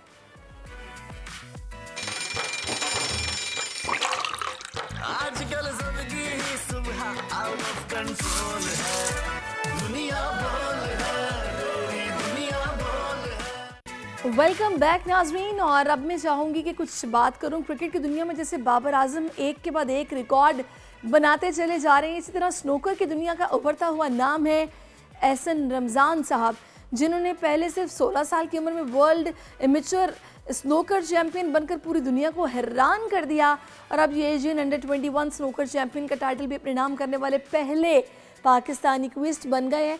तो एहसन रमज़ान ने इन मुकाबलों के फाइनल में ईरानी क्विस्ट को मात दी है। एहसन रमज़ान बेशक फ़ख्र पाकिस्तान है। उनसे बात करते हैं। Ehsan, thank you so much for your time. कैसे हैं आप? शुक्र अल्हम्दुलिल्लाह, आप सुनाइए। मैं बिल्कुल ठीक हूँ। एहसन, कैसा महसूस हो रहा है? बहुत अच्छा हो रहा है, अल्लाह ताला का जितना शुक्र अदा किया जाए कम। तो एहसन, आप अंडर 21 एशियन स्नूकर चैंपियन बनने वाले पहले पाकिस्तानी हैं। शौक कब से था, कैसे हुआ, कितनी मेहनत की, सफ़र के बारे में बताइए। जी अल्हम्दुलिल्लाह, अल्लाह ताला का जितना शुक्र अदा किया जाए कम है, क्योंकि पहले 3 बार पाकिस्तान ये फाइनल हार चुका था। तो अल्लाह ताला का जितना शुक्र अदा किया जाए कम है, क्योंकि ये इस टाइटल की हमें बहुत ज़रूरत थी, हमारे पास नहीं था पाकिस्तान के पास। तो आज ये टाइटल भी हमारे पास है, तो अल्हम्दुलिल्लाह अल्लाह का जितना शुक्र अदा किया जाए कम है। और लास्ट टाइम भी जब मैं वर्ल्ड चैंपियनशिप जीता था तो मैं दुनिया का कम उम्र तरीन वर्ल्ड चैंपियन बना था। तो स्नूकर में कोई भी अगर स्नूकर स्टार्ट करना चाहता है, चाहे कोई भी गेम है, तो मैं समझता हूँ कि 7 से 8 साल जो एज है ये बेस्ट एज है किसी भी गेम के लिए। अच्छा, वैसे ना आपको एक बात बताऊं, जब ये बच्चे इस एज में जाते हैं ना क्लब्स में, जो भी उनका शौक होता है स्नूकर की अगर आप ले लें खेलने के लिए, तो उनको घर से बहुत डांट पड़ती है कि तुम टाइम ज़ाया करते हो, इतना टाइम लगा के आते हो। आपको भी डांट पड़ी थी? यहाँ पे बड़े सपोर्टिव थे पेरेंट्स। जी बिल्कुल, डांट तो बढ़ती थी, क्योंकि वो इस वजह से बढ़ती थी, गेम खेलने की वजह से नहीं, क्योंकि आज से कुछ साल पहले पाकिस्तान में इतनी अच्छी स्नूकर एकेडमीज नहीं थी, तो जिसकी वजह से सब लोग अच्छा नहीं सोचते थे स्नूकर के बारे में। तो मैं समझता हूँ कि आज पाकिस्तान में स्नूकर इंडोर गेम सबसे ज्यादा खेली जाने वाली गेम जो है वो स्नूकर है, क्योंकि पाकिस्तान में इस टाइम बहुत ज्यादा स्नूकर एकेडमीज है। आपको इंटरेस्ट कैसे पैदा हुआ इसमें? मेरे वालिद खेलते थे स्नूकर, तो उन्हें देख के मुझे ट्विस्ट आया कि मैं स्नूकर खेलना स्टार्ट की। फिर मैंने अपना पैशन बना लिया, तो आज मैं उनकी बदौलत ही स्नूकर प्लेयर बना हूँ। और उनका भी एक ख्वाब था कि मैं पाकिस्तान के लिए कुछ करूँ। तो ऐसे स्टडीज़ के बारे में बताइएगा, क्या पढ़ाई कर रहे हैं आप? स्टडी लास्ट टाइम मैंने 9th में था जब टूर पर जाना था, तो क्योंकि मैं 2 से 3 साल से टूर में ही, तो इसकी वजह से स्टडी काफ़ी डिस्टर्ब रही। लेकिन इंशाल्लाह आगे तय के साथ अपनी स्टडी को भी लेके चलूँगा और गेम में भी मज़ीद पाकिस्तान के लिए मेडल लेकर रहूँ। तो अभी आपका अगला मुकाबला किसके साथ है, क्या तैयारी चल रही है? देखिए, अगला जो टारगेट है वो बहुत टफ है। इंशाल्लाह उम्मीद है अल्लाह की दाद से कि पाकिस्तान में बहुत जल्द एक और मेडल आएगा, इंशाल्लाह गोल्ड की सूरत में आएगा। वो आगे अंडर 21 वर्ल्ड कप है, 7 से 8 दिन तक सऊदी है, तो इंशाल्लाह उम्मीद है कि पाकिस्तान के लिए वो भी मेडल लेकर आऊँ। अच्छा, जब आप पाकिस्तान से बाहर जाते हैं तो आपको कौन सपोर्ट करता है, स्पॉन्सर कौन करता है, हुकूमत का कितना ताउन है आपके साथ? देखिए, पीबीएसए का जितना शुक्र अदा किया जाए कम है। जो हमारी फेडरेशन है स्नूकर की, तो उसमें एक इंसान है शेख आलमगीर सर नाम है उनका। तो लास्ट टाइम भी जब हम खुश नसीब लोग हैं कि स्नूकर में ऐसे लोगों के हाथ में है कि जो अपनी लात की तरह में समझते हैं। कि लास्ट टाइम जब मैं चैंपियनशिप के लिए गया था तो मेरा 2 माह का लगाया था उन्होंने मिलकर अपनी सरपरस्ती में। तो कैंप तो लाहौर में था, लेकिन वो कराची में रहते हैं। तो मैं इतना शुक्र अदा करूँ अल्लाह का कम है। वो मुझे सुबह 9 बजे कॉल करते थे, 10 बजे कैंप स्टार्ट होता था, 9 बजे कॉल करके ये देखने के लिए कि ये स्नूकर एकेडमी में पहुंच गया है कि सोना है। सही। तो शाम 6 बजे थी। तो ऐसे मुझे ये बताइएगा, माशाल्लाह यही मेहनत है आपकी जिसकी वजह से इतने मेडल्स आप जीतते जा रहे हैं और अपने पेरेंट्स का भी, पाकिस्तान का भी फ़ख्र है आप। तो क्या प्लान्स क्या है आगे? चाहते हैं कि आप किसी एकेडमी में एज अ कोच काम करें और ये अपना जो हुनर है या अपनी स्किल्स हैं वो आगे ट्रांसफ़र करें? जी बिल्कुल, क्योंकि अभी तो मेरा टाइम है गेम खेलने का, मैं अभी खुद एक प्लेयर हूँ। तो इंशाल्लाह अगर ज़िंदगी में कभी कुछ ऐसा टाइम आया तो जैसे पाकिस्तान के लिए मैं खेल रहा हूँ, तो इंशाल्लाह अल्लाह ताला बेहतर करेंगे कि मैं पाकिस्तान को मज़ीद कोई ऐसा प्लेयर भी निकाल कर देंगे कि जो हमसे भी अच्छा हो। चले जी, बहुत शुक्रिया आपका एहसन। मज़ीद तरह इसी तरह से अपने मुल्क का, अपने पेरेंट्स का फ़ख्र बने रहें आप। बहुत शुक्रिया आपके वक्त का। अब जनाब आ जाते हैं कुछ ईद के चटपटे खानों की बात करते हैं। तो आपको पता है कि जो ईद की छुट्टियां थी वो भी कुछ थोड़ी नहीं थी, अच्छी खासी छुट्टियां थी। फिर संडे आ गया, छुट्टी लंबी हो गई, तो ऐसे में दावतें खूब चली हैं, खाबे खूब तैयार हुए हैं और डॉक्टर्स की जितने भी माहिरीन हैं उनकी तनबीह एक तरफ, लेकिन ईद उल अज़हा पर गोश्त एहतियात से खाएं ये बार बार कहा जाता रहा है। लेकिन मेरी नज़र से खबर गुजरी थी, स्पेशली सिर्फ पंजाब की मैं बात करूँगी, ईद के दिनों में 18,000 पेशेंट्स एडमिट हुए हॉस्पिटल में गैस्ट्रो की प्रॉब्लम्स के बायस। तो इससे अंदाज़ा लगा लें कि पाकिस्तानी किसी की नहीं सुनते, वो तो खुल के खाते हैं। और मैं बिला वजह झूठ नहीं बोलूँगी, मैंने भी खूब खाबे इंजॉय किए हैं। और मैं स्पेशली थैंक यू कहूँगी जाकिर भाई का, जिन्होंने जनाब मुझे पाए खिलाए बड़े ज़बरदस्त। और सोनी बाजी एक हमारी हैं, उन्होंने जनाब क्या मटन कढ़ाई बनाई थी कि मैंने उनसे बोला कि रेसिपी ज़रूर शेयर कीजिएगा मेरे साथ, तो मज़ा आ गया था खाने का। तो ईद में मैंने भी खाबे खूब इंजॉय किए, लेकिन अब मुझे एहतियात करनी है और कोशिश करनी है कि सेहत जो है ना वो ठीक रहे। इसी पर बात करने के लिए इस वक्त मैं न्यूट्रिशनिस्ट ज्वाइन कर चुकी हैं, रहमा मेरे साथ मौजूद है, Rahma Sheikh. Thank you so much for coming on our show. Rahma, मुझे बताइएगा कि ईद पे देखिए मैं भी बाज नहीं आई, हाथ नहीं रोका जा सकता जब आपके सामने बूफे लगाओ कि मटन कढ़ाई भी है, पाए भी हैं, कुन्ना भी है और अफ़गानी बोटी भी है, कैसे रुक सकते हैं हम? अच्छा देखिए, सबसे पहले तो ये बताऊंगी कि हमारे पास जो मीट की जो क्वांटिटी हम लोग खाते हैं वो हज़ार्डस होती है, लेकिन अगर हम ये देखें कि हमारे पास जितनी वैरायटीज़ होती हैं उसको पकाने का तरीका हमारे लिए बड़ा नुकसानदेह होता है। उसको मीट को कंज्यूम करना हमारे लिए नुकसानदेह नहीं है। अगर आप मटन को स्टीम करके खा रहे हैं, जो कि ज़्यादातर पख्तून फैमिलीज़ में रोश के तौर पे खाया जाता है, तो वो बहुत हेल्दी फॉर्म है मीट को कंज्यूम करने की। अच्छा, कुछ डाइटिशियन या कुछ न्यूट्रिशनिस्ट कहते हैं जनाब ये जो मसाले हैं ना ये भी बहुत बड़ी अल्लाह ताला की नेमत है, नो डाउट है। बिल्कुल। तो ये हम लोगों के खानों में जो डलते हैं ना इनके बड़े फ़वाइद हैं, सफ़ेद ज़ीरा हो गया, हल्दी हो गई, इनके बड़े हेल्थ बेनिफिट्स है। तो ये जितना वो डल के भुनते होंगे, देखिए मसाले को तो भुनना पड़ता है, भुने बगैर वो खाया नहीं जाता। तो एक तरफ हम कहते हैं जी फ़ायदे हैं, फिर दूसरी तरफ कहते हैं हमें खाने नहीं चाहिए। अच्छा, इसलिए नहीं खाने चाहिए क्योंकि जिस ऑयल में हम उसको जिस टेम्परेचर पे पका रहे होते हैं वो टेम्परेचर जो है ना उस मीट को स्पॉइल करता है, उस मसाले की जो आपके पास एफिकेसी होती है उसको स्पॉइल करता है। अब आप देखिए टर्मेरिक है, वो आपके पास जो है एंटीपायरेटिक है, एंटी कार्सिनोजेनिक है, कैंसर को स्टॉप करती है। लेकिन क्या फ़ायदा जब आप उसको एक तेल में यूज़ कर रहे हैं, उसको पका रहे हैं, तो उसकी जो अपनी एक अफादियत थी, जो उसका एक फ़ायदा था, वो तो आपने उसको वहीं पर ख़त्म कर दिया, वहीं पर उसके फंक्शन को स्टॉप कर दिया।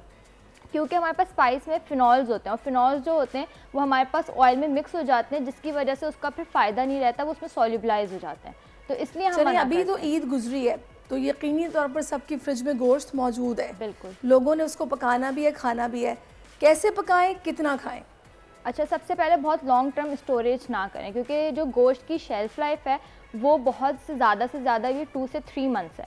और फिर इस वक्त कराची में या पाकिस्तान में लाइट का जो हाल है, बार बार लाइट जाना, उसकी वजह से बहुत जल्दी जो है ना वो मीट स्पॉइल हो जाता है, क्योंकि वो बार बार डिफ्रॉस्ट हो रहा होता है, फिर फ्रीजिंग टेम्परेचर पे जाता है, तो माइक्रोबियल ग्रोथ बहुत बढ़ जाती है।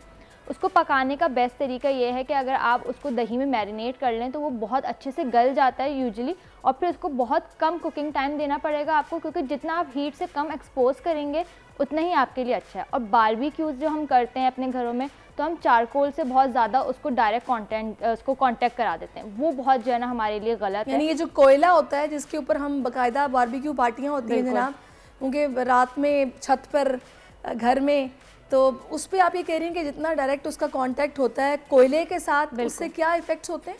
उसमें सबसे ज़्यादा ऑक्सीडेशन पॉइंट बढ़ जाता है। अगर किसी भी चीज़ में ऑक्सीडेशन पॉइंट बढ़ रहा है तो वो आपकी बॉडी में जाके जीन म्यूटेशन करता है। जीन म्यूटेशन का मतलब है कि वो कैंसर सेल्स को जो है ना वो ग्रो करने में हेल्प करता है, और आपके जो गुड सेल्स है ना उसको जो है ना ग्रोथ को सप्रेस कर देता है। तो इसलिए हम मना करते हैं कि अगर आपने करना है तो ओकेजनली, तो हम तो बहुत ओकेजनली करते हैं क्योंकि हमारे यहाँ बहुत ज़्यादा इतना टाइम नहीं होता और ना ही इतनी रिवायत है कि बारबेक्यू बहुत ज़्यादा हर महीने हम कर रहे हो।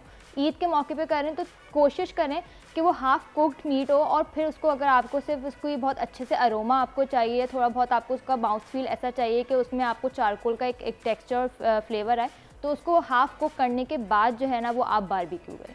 अच्छा, कुछ लोग ऐसे भी करते हैं कि बाकायदा मतलब सालन टाइप बनाने के बाद उसको दम कर देते हैं कोयले में, उससे खुशबू आ जाती है, वो ज़्यादा बेहतर है या फिर बाकायदा वो एक बारबेक्यू करते हैं? सेफेस्ट ऑप्शन है फिर भी कि अगर आप उसको डायरेक्ट कांटेक्ट नहीं कर रहे, आप कोई रोटी का टुकड़ा या कुछ इस तरह से कोई पेपर कोई चीज़ रख के उसको फिर आप धुआं दे रहे हैं, तो फिर भी वो बहुत सेफेस्ट ऑप्शन है। लेकिन कोशिश करें कि वो भी ना करें। लेकिन अगर आप बारबेक्यू के ऐसे शौकीन है कि बारबेक्यू आप रुकने के बाद अगर आपको वो टेस्ट चाहिए, तो फिर भी वो एक सेफेस्ट ऑप्शन। अच्छा, आजकल गर्मी भी है, हम लोग अक्सर बात करते हैं कि तासीर की भी, कि गोश्त की तासीर गर्म होती है, फिर ये भी कहा जाता है पानी ज़्यादा पीना चाहिए इसके साथ, फिर मैंगोज़ का भी मौसम है, तो ऐसे में ये चीज़ें खाने से एक्नी के इश्यूज़ भी बहुत ज़्यादा हो रहे हैं।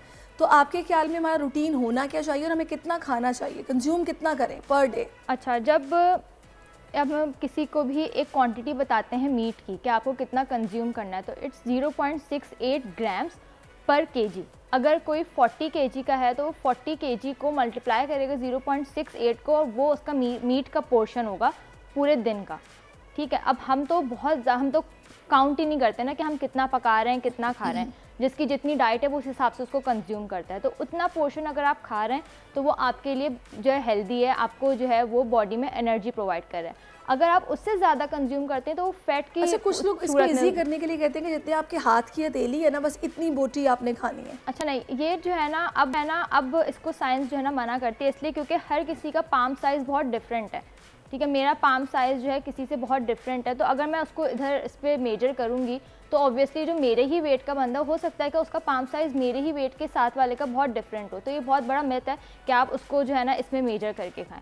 हाँ, हम जो है ना फिस्ट रूल बताते हैं कि फिस्ट रूल आप नट्स के लिए अप्लाई करें, क्योंकि लोग बोलते हैं 7 बादाम खा लें, 5 बादाम खा लें, तो वो जो गुड फैट्स है उसके लिए हम बोलते हैं कि आपका जो ये फिस्ट साइज़ है उसमें आपके जितने गुड फैट्स आ सकते हैं आप गुड फैट्स कंज्यूम करें। बट मीट ऑब्वियसली जिस तरह से हम पकाते हैं और जितना हम उसको पकाने के बाद कंज्यूम जिस क्वांटिटी में करते हैं वो ऑब्वियसली हमारे लिए गुड फैट नहीं है। आपने कुछ डिशेस के नाम लिए थे, वो दोबारा से आप बताएंगी? हाँ, जिस तरह आपने कहा था कि ये इस तरह के डिशेस हम खाएंगे तो ऐसा जितना नुकसान नहीं पहुंचाएंगे। अच्छा, नमकीन रोस्ट जैसे जो है वो पख्तून फैमिलीज़ में बहुत ज़्यादा फेमस होता है। इसी तरह से आप अरब साइड पे देखें तो वो लोग मंदी जो है ना वो बहुत ज़्यादा शौक से खाते हैं, और अब तो पाकिस्तान में भी बहुत ज़्यादा उसका ट्रेंड हो गया मंदी खाने का।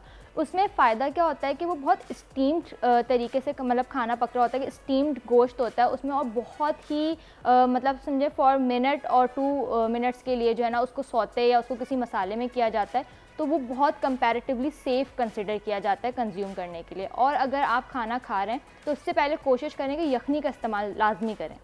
अच्छा, कुछ डॉक्टर्स तो कहते हैं सैलेड का इस्तेमाल पहले करें उसके बाद अब खाना शुरू करें, तो आप ये कह रहे हैं कि यखनी भी पिएं? अगर हम मीट कंज्यूम करें तो यखनी लाजमी जो है ना उसको कंज्यूम करें।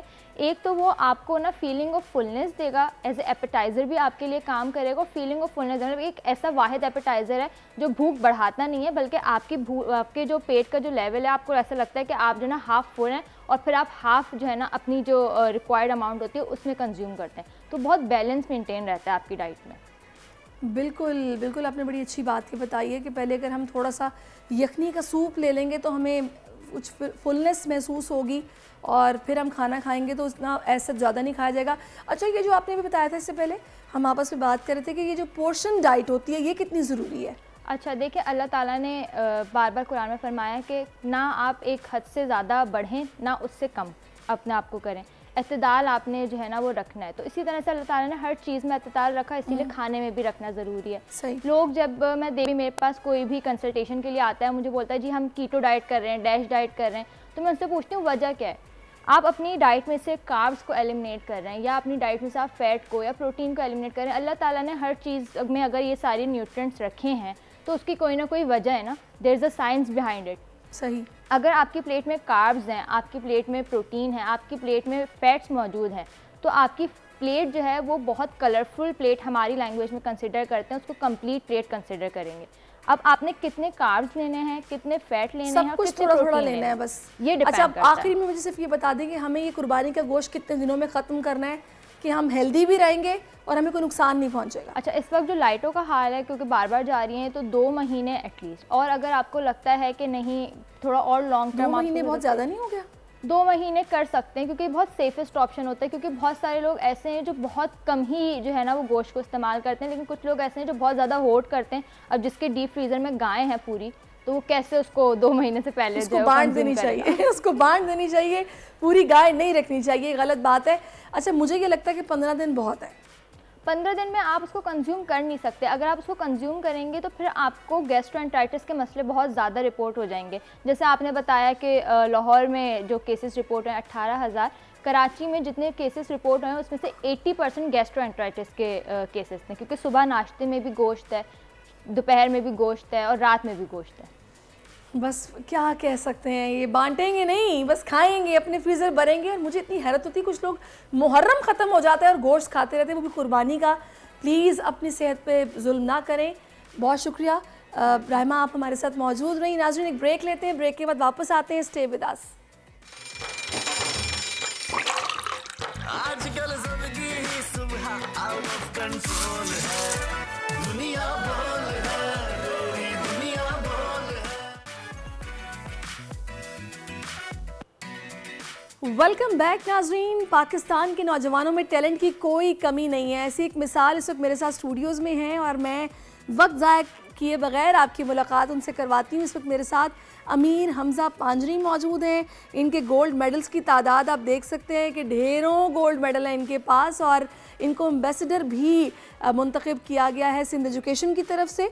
और जनाब उनके साथ मौजूद हैं आरिफ पांजरी साहब, जो कि इनके वालिद मोहतरम हैं, जिनका ये फ़ख्र है जनाब। और अभी अभी उन्होंने मुझे बताया है कि जी इनके बेटे की बेस पर इनको वीज़ा भी मिल गया है बाहर का, और विद फैमिली मिला है, तो काफ़ी खुश भी मुझे दिखाई दे रहे हैं। तो welcome to our show Amir Hamza. सबसे पहले तो मुझे आप ये बताइएगा कि कैसा एक्सपीरियंस आपका रहा है, और इतने सारे मेडल्स माशाल्लाह से, ये जनाब तकरीर में और लिखने में दोनों में आप पाकिस्तान के जो बेस्ट स्कॉलरशिप से बच्चे हैं उन्हीं में आपका शुमार होता है। अस्सलाम वालेकुम, मैं बहुत ज़्यादा शुक्रगुजार हूँ बोल चैनल का और आपका जो मुझे यहाँ पर आपने मदऊ किया है। और जी बिल्कुल, वर्ल्ड स्कॉलर कप एक इंटरनेशनल एजुकेशन एक टूर्नामेंट एक होता है जो चैम्पियनशिप स्कॉलर्स का होता है। तो एक जगह कम्पीट करते हैं, उनके पहले रीजनल राउंड होते हैं जिसमें कराची के जैसे सिटी वाइज होता है, फिर इस्लामाबाद, लाहौर और देन कराची, इस तरह के उनके रीजनल वाइज होते हैं। तो पार्टिसिपेट कैसे करते हैं? पार्टिसिपेट हम थ्रू स्कूल कर सकते हैं, प्राइवेट डेलीगेशन भी होता है, स्कूल डेलीगेशन भी होता है, हम थ्रू उससे कर सकते हैं। अच्छा, आपने थ्रू स्कूल किया है? जी, मैं इनिशियली इनरोल्ड हूँ command Kingston Islamic school and college. तो आपने किस टॉपिक पर डिबेट की थी जिसके बाद आपको ये सारे मेडल्स मिले हैं? किस किस टॉपिक पर, किस किस कंट्री में, कहाँ कहाँ? ये जो डिबेट के टॉपिक और जिस तरह collaborative writing, scholar bowl, scholar challenge, ये इसकी इवेंट्स है, लेकिन इसकी बिल्कुल रैंडम प्रिपरेशन होती है। हमें स्कॉलर्स को कुछ आइडिया नहीं होता किस तरह के टॉपिक्स आने हैं। अच्छा जी, और वहीं पर वो आपको मतलब पता चलता है कि ये टॉपिक और उसी पर आपको बात करनी होती है? जी बिल्कुल, जस्ट 15 मिनट्स हमें देते हैं, टॉपिक देते हैं और उसमें हमें डिबेट करनी होती है, जिसमें इंटरनेशनल हमें एक टीम वाइज बना दिया जाता है, जिसके अंदर स्कैवेंजर्स हंट में I was the only representative of Pakistan there, and under my leadership there we won highest score and qualify for the USA for the Yale University Tournament of champions.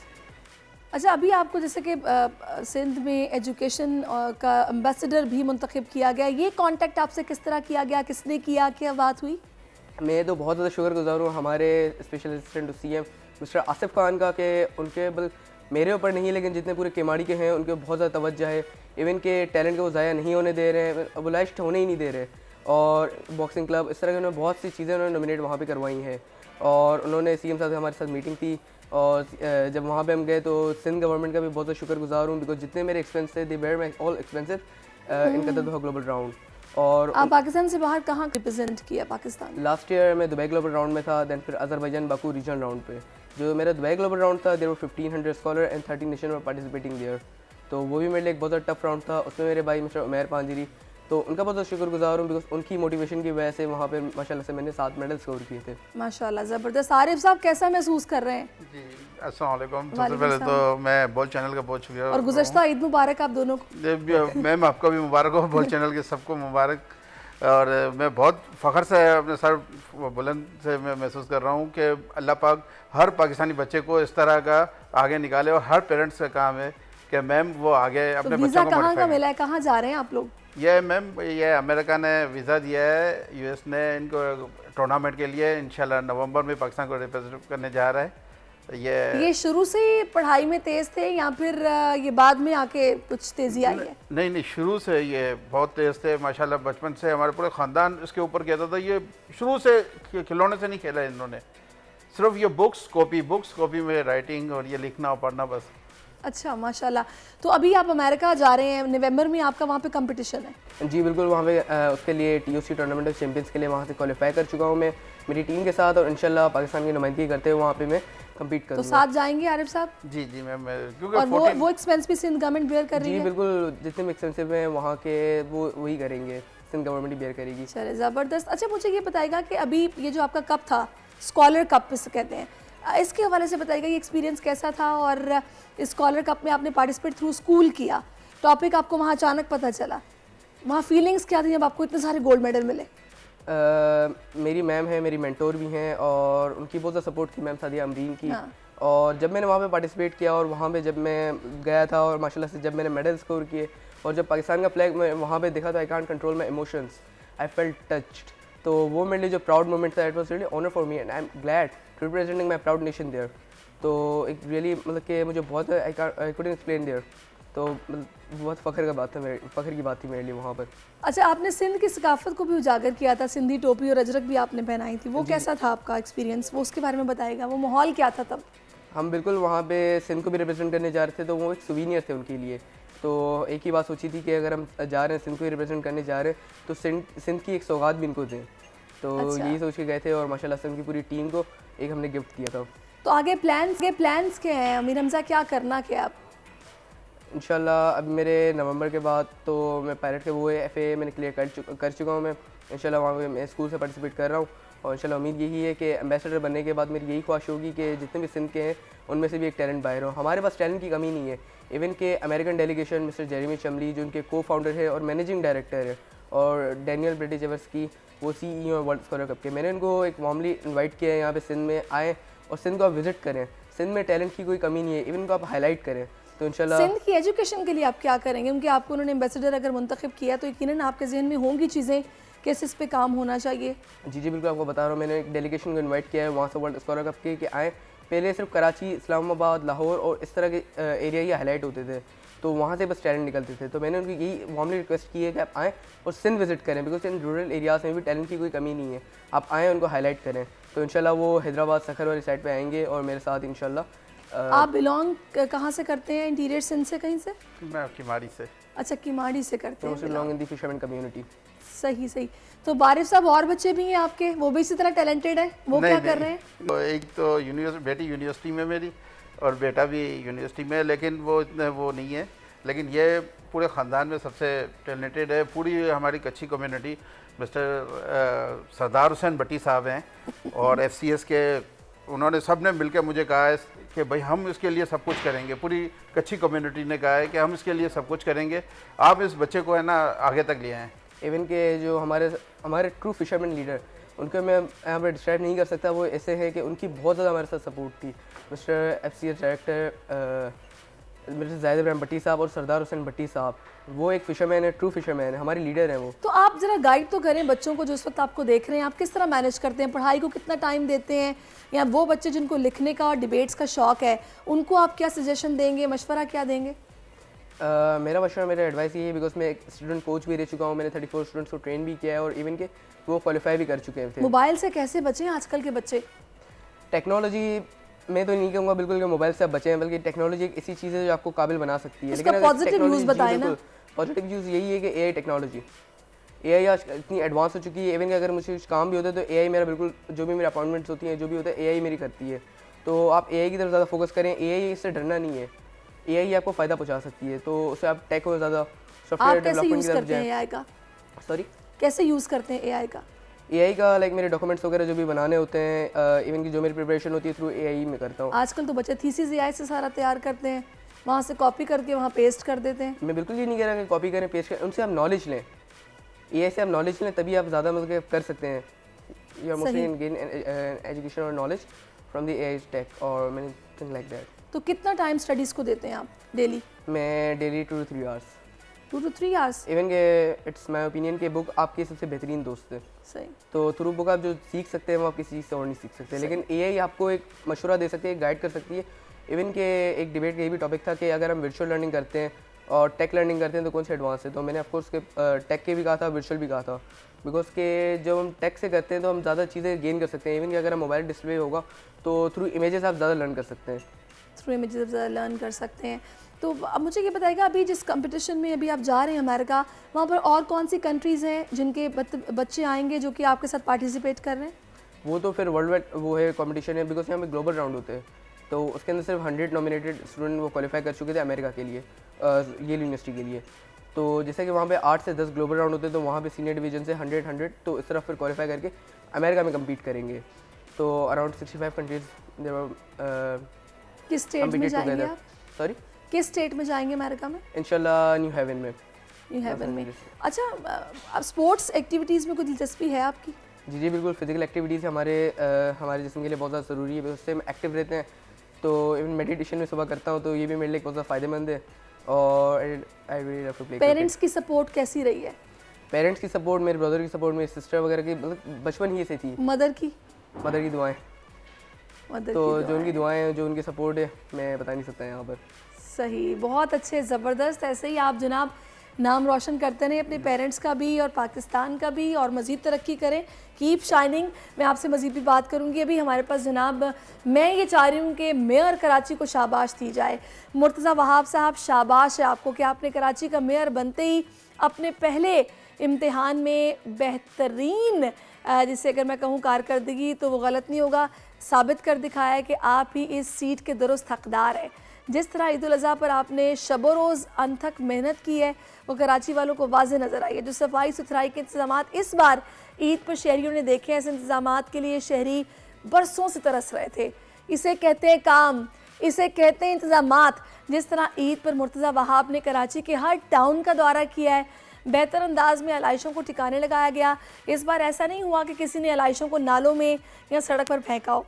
Murtaza Wahab साहब, बेशक आप तारीफ़ के हकदार हैं, आपकी जितनी मैं तारीफ़ करूँ वो कम है। इस दफ़ा मुझे रोड्स पर अलाइशें बिखरी नज़र नहीं आई हैं, शाहराहें बिल्कुल साफ़ थीं, और इस तरह ये शहरी जो हैं कराची के बासी, उनकी आपसे उम्मीदें और भी ज़्यादा बढ़ भी गई हैं। हम उम्मीद करते हैं कि आने वाले दिनों में आप इस शहर के लिए इससे भी ज़्यादा मुतहरिक नज़र आएंगे, और अब वो दिन दूर नहीं कि जब कराची की भी किस्मत का सितारा चमकने वाला है। मुर्तज़ा वहाब साहब, आपने इस शहर के बासियों को एक नई उम्मीद दे दी है। हम पर उम्मीद है कि कराची एक बार फिर दुनिया के साफ़ तरीन शहरों में शुमार होगा, और इसका सारा क्रेडिट मुर्तज़ा वहाब साहब आपको जाता है। शाबाश मुर्तज़ा वहाब साहब, शाबाश mayor Karachi, thank you so very much. वापस आपकी तरफ। अच्छा, मुझे बताइए, आपने बताया कि आप पायलट बनने का आपने सोचा है, ये कैसे ख्याल आया, कब से शौक था? पायलट बनने का भी शौक बचपन ही से था। तो लाइक मेरे घर वालों के इसमें बहुत ज़्यादा सपोर्ट है। इवन के लाइक पायलट जो मैं देखता था, जो मेरे भी करंटली फ्लाइट्स भी हुई हैं, तो मतलब पायलट से मैं बहुत ज़्यादा डीपली इन्वेस्टिगेट भी करता था मैं कि एक्चुअली होता क्या है। तो उधर से मतलब कि एक लगन, एक शौक वहाँ से पैदा हुआ, क्रेज़ वहाँ से हुआ, तो अभी मुझे पायलट ही बनना है इन फ्यूचर। और जैसा कि अभी आपने जिक्र किया मिस्टर मुर्तज़ा वहाब का, तो मैं उनका बहुत ज़्यादा शुक्रगुजार हूँ जो उन्होंने मुझे सपोर्ट कितना मोटिवेट किया, इवन कि अपने पास खुद बुलाकर। So thank you very much. अच्छा, वैसे मुर्तज़ा वहाब साहब के बारे में नाज़रीन मैं आपको बताऊँगी कि मेरे पास जितने गेस्ट ऐसे आ रहे हैं, जिसमें थोड़े दिनों पहले मेरे पास एक ट्रांसजेंडर आई थी, उन्होंने भी मुझे बताया कि उनकी आज मुर्तज़ा साहब के साथ मीटिंग है और KMC में उनको सीट मिल रही थी। तो बड़ी इंडिविजुअली बुला के मीटिंग्स कर रहे हैं, शहर की बेहतरी के लिए बड़ा काम कर रहे हैं। मैं उनको, जितना हम उनकी तारीफ़ करें वो कम है, जितना सराहें वो कम है। अच्छा, कुछ प्रेडिक्शंस पे या सितारों के अहवाल पे कोई यकीन है आपको? नहीं है, काइंड ऑफ थिंग्स नहीं। दिल भी नहीं चाहा कभी कि मैं पूछूं तो सही कि आगे इन फ्यूचर कैसा रहने वाला है? नहीं हम लेकिन ज़रूर जानेंगे। एंड मोहम्मद, चले हम बिल्कुल, ये हमें भी है, लेकिन जानने में क्या हर्ज है। इस वक्त हमें जनाब बोल प्रेडिक्शन में इंसा शाह ज्वाइन कर चुकी हैं। Unsa thank you so much for your time. जी अस्सलाम वालेकुम, थैंक यू सर।